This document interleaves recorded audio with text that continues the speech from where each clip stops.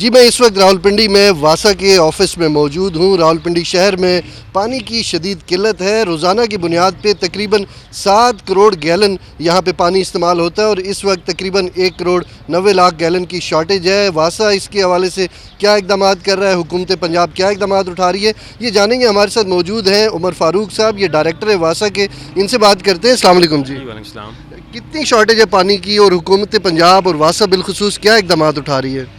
جی ایسا ہے کہ جیسے آپ کو پتہ ہے کہ ابھی سمر سیزن سٹارٹ ہو گیا ہے اور جو ارلی جو ہے نا ٹیمپریچر تھوڑا سا بڑا ہے، جس کی وجہ سے ڈیمانڈ میں بہت زیادہ اضافہ ہو گیا ہے۔ اس کے ساتھ ساتھ جو پچھلے 5-6 ماہ سے بارشیں نہیں ہوئیں تو ڈیمز میں پانی کی جو سطح ہے وہ بھی کافی حد تک گر گئی ہے اور زیر زمین پانی کی سطح بھی نیچے جا رہی مسلسل، جس کی وجہ سے واسا راولپنڈی نے یہ ایک آگاہی مہم شروع کی ہے جس کو ہم نے ڈراؤٹ ایمرجنسی کا نام دیا ہے۔ اس کا مقصد یہ ہے کہ لوگوں میں پانی کو استعمال کرنے کے حوالے سے شعور پیدا کرنا ہے تاکہ وہ غیر ضروری جو استعمال کرتے ہیں، گاڑیاں دھوتے ہیں، لان دھوتے ہیں، سروس اسٹیشنز پہ گاڑیوں پہ بہت زیادہ پانی کا ضیاع ہوتا ہے، کمرشل ایکٹیویٹی جو ہو رہی ہے، کنسٹرکشن کی بلڈنگز بن رہی ہیں، اس میں جو صاف پانی پینے والا ہے وہ استعمال ہو رہا ہے، اس کو ڈسکریج کرنا مقصد ہے۔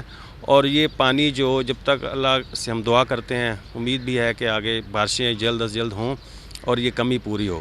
یہ تو ٹھیک ہے، کہنے کی حد تک، آگاہی کی حد تک تو ٹھیک ہے، لیکن اس کو قابل عمل کیسے بنائیں گے؟ کیا آپ کے پاس اتنی ٹیمیں ہیں کہ جا کے وہ چھاپا ماریں، اس کی نشاندہی کریں، یہاں تعمیراتی کام نہیں رکا، اس کو پریکٹیکلی کیسے ایگزیکیوٹ کریں گے؟ جی بالکل ایسا ہے کہ ہماری جو ٹیمیں ہیں وہ آلریڈی فیلڈ میں ہیں۔ کل بھی ہم نے مختلف جگہوں پر لوگوں کو اس کے حوالے سے آگاہی بھی دی ہے اور جو لوگ اس کو پانی کو ضائع کرتے ہوئے پکڑے گئے ہیں ان پر جرمانے بھی کیے ہیں۔ یہ لاہور ہائی کورٹ کے فیصلے کے مطابق جو کمرشل بلڈنگز ہیں، جو کمرشل ایکٹیویٹی کر رہا ہے بندہ، اس کے لیے 20,000، جبکہ ڈومیسٹک کے لیے 10,000 روپے جرمانہ ہم فرسٹ فیز میں کریں گے، اور اگر اس کے بعد بھی اگر وہ دوبارہ اس کو رپیٹ کرے گا تو اس کے اوپر پھر ہم کنیکشن منقطع کرنے کی کارروائی بھی کی جا سکتی ہے۔